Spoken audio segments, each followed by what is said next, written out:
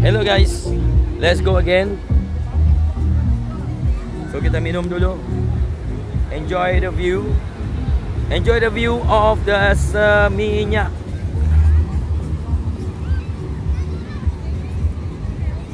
Let's go.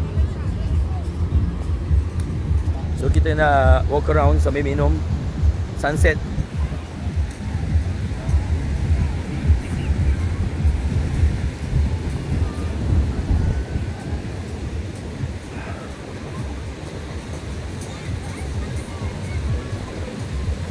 Duki, papi. Wah, banyak papi guys. Wow.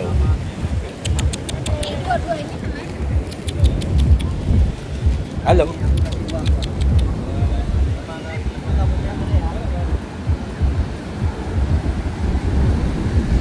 Alright.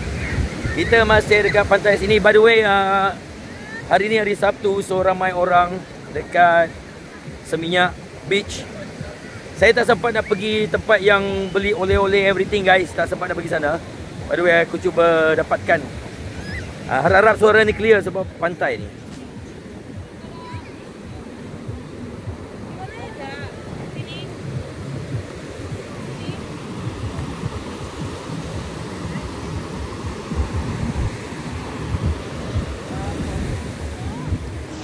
Okay, cheers guys.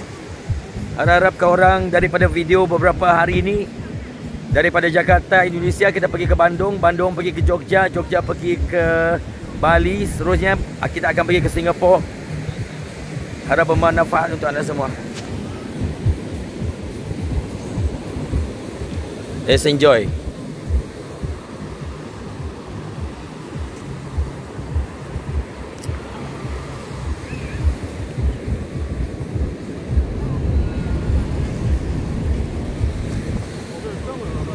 Kat sana lagi banyak manusia kan.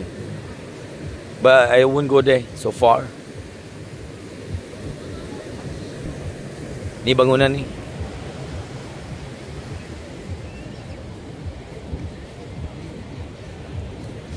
Saya tak nak pergi sebelah sana, bukan apa, muzik nanti kena copyright.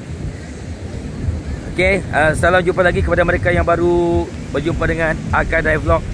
Sekarang kita sekali lagi diberitahu kita sekarang di Bali, iaitu Pantai Seminyak. So malam nanti ada band, ada some of the event lah. Pantai Seminyak ini tak jauh daripada Kuta.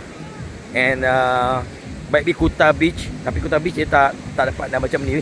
But this is the biggest one lah, paling besar kat sini.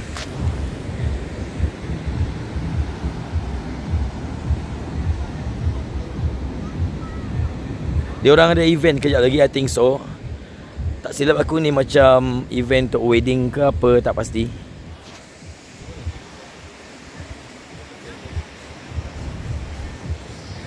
Alright. Hello.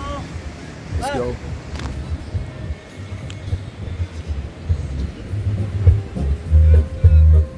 Okay, stay tuned, stay tuned.